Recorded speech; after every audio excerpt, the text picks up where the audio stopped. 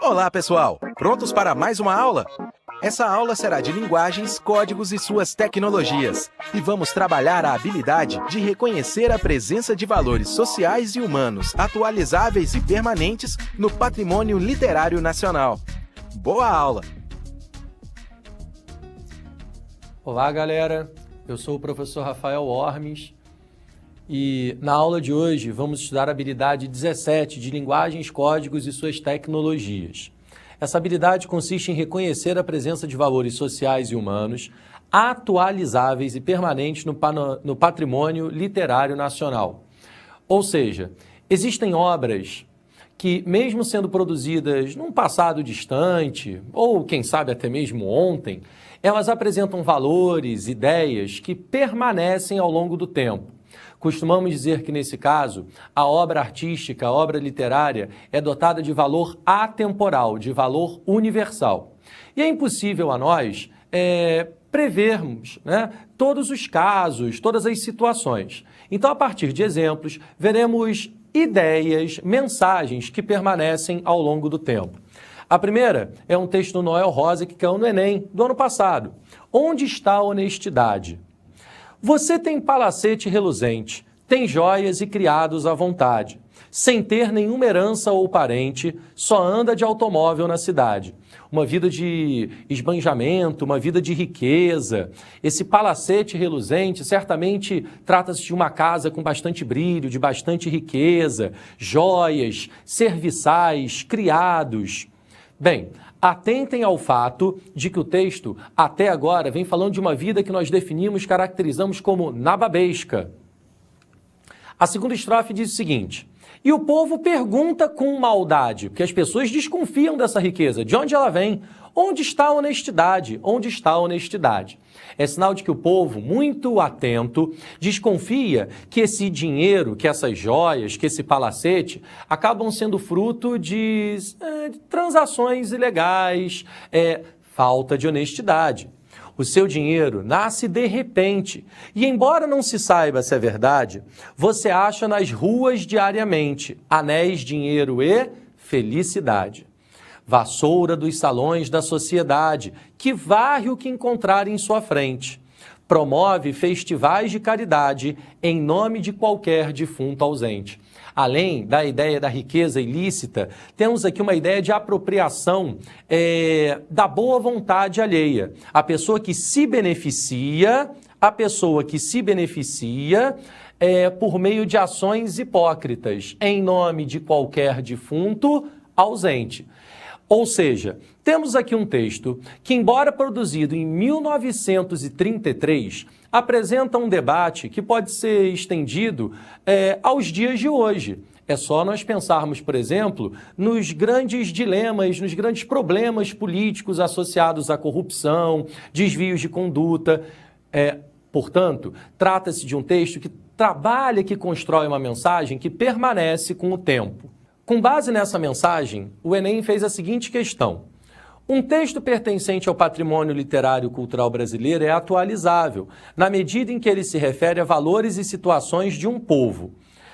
A atualidade da canção Onde Está a Honestidade, de Noel Rosa, evidencia-se por meio, exatamente por esse enriquecimento ilícito, de que muitos se apropriam, e atentem ao fato de que esse enriquecimento, ele se dá de maneira indevida, se apropriando muitas vezes da boa vontade alheia. Bem, o próximo texto também caiu no Enem, é um texto um pouco mais extenso, com uma linguagem um pouco mais antiga, é de Machado de Assis, de uma obra chamada Quincas Borba.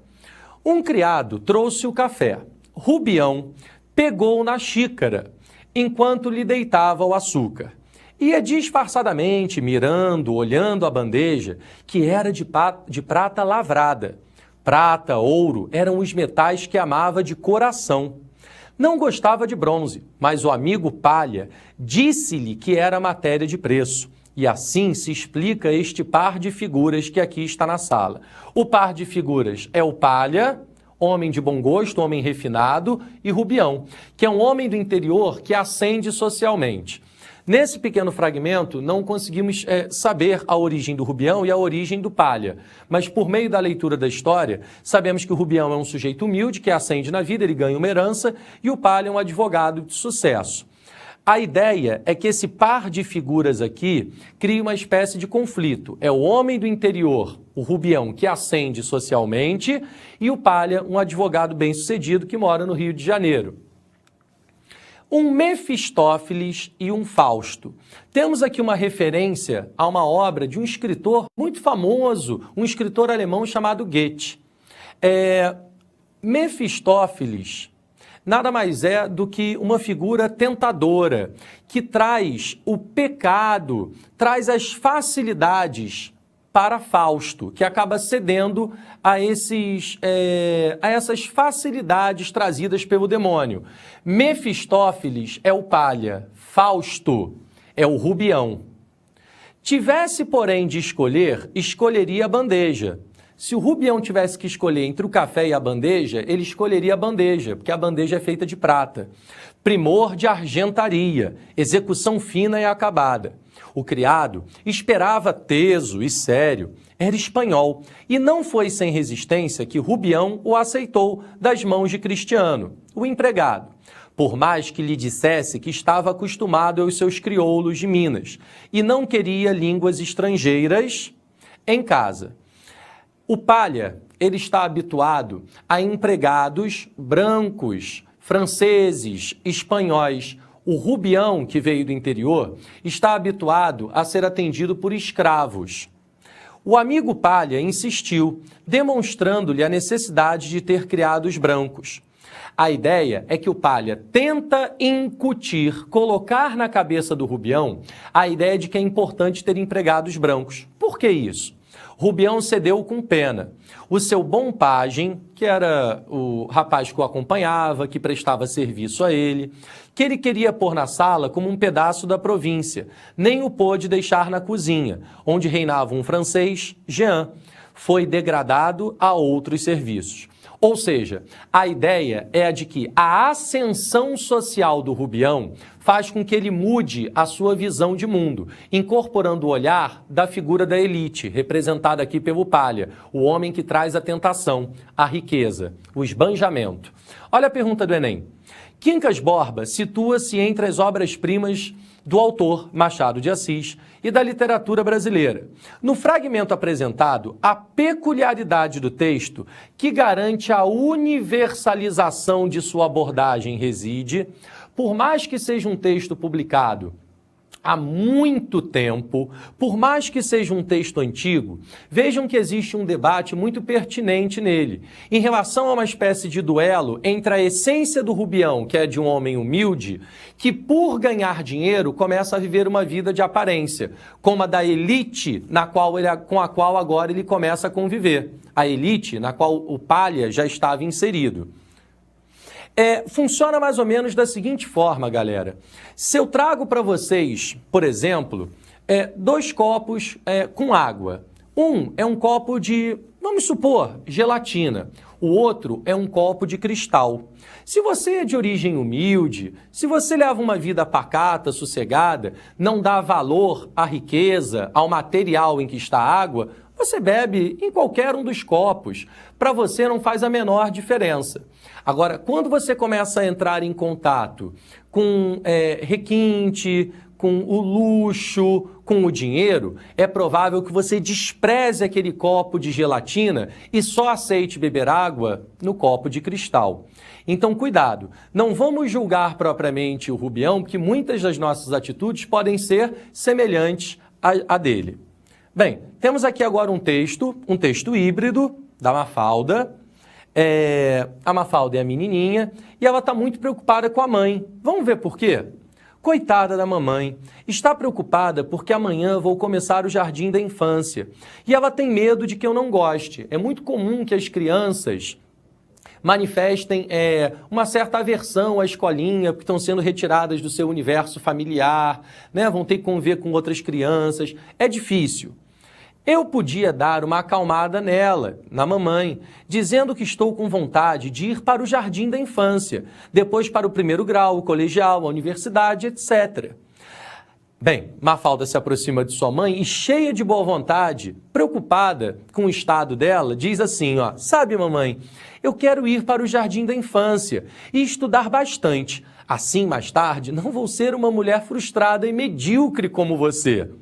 Olha só agora a expressão facial da mãe da Mafalda. Ela, que estava tranquila costurando, nesse momento fica meio deprimida.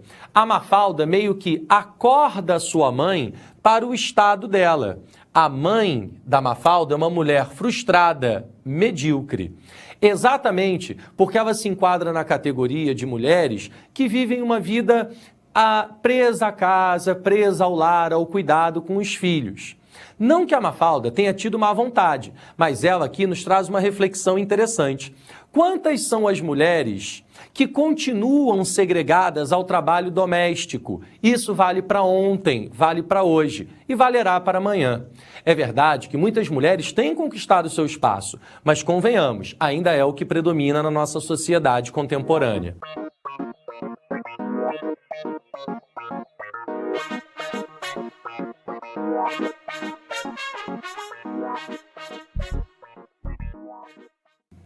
Vamos lá? Olha esse texto aqui bem curtinho do Mário Quintana, são só 4 versos. Atenta à leitura. Se as coisas são inatingíveis, ora, não é motivo para não querê-las. Observem que entre o primeiro verso e o segundo existe uma oposição. As coisas são inatingíveis. Ainda assim, não é motivo para não querê-las. Por mais que nós não tenhamos acesso aos bens, às coisas, devemos continuar querendo, não devemos desistir. Que tristes os caminhos, se não fosse a presença das estrelas. As estrelas constituem um elemento inatingível. A ideia que o texto trabalha é a de que a vida só faz sentido, os caminhos só podem ser alegres se houver bons motivos para isso, se houver estrelas. Se nós não sonharmos, se nós não criarmos utopias, idealizações, não daremos motivos às nossas vidas. E convenhamos, a ideia desse texto, ela não está associada a um momento histórico específico. Os valores suscitados daqui, devemos construir sonhos, devemos construir idealizações, devemos projetar o futuro, devemos desejar aquilo que não temos. Essa é a única forma para que a vida faça sentido. Essas ideias, elas não são de hoje, elas são de ontem e certamente serão de amanhã. A propósito disso, fica a dica de que se você deseja, se você pretende, não desista, corra atrás, por mais que pareça inalcançável. Um abraço a todos, bons estudos e tchau, tchau, galera. Para desenvolver melhor essas habilidades, consulte a ficha de estudo número 13. Bom estudo e até a próxima aula!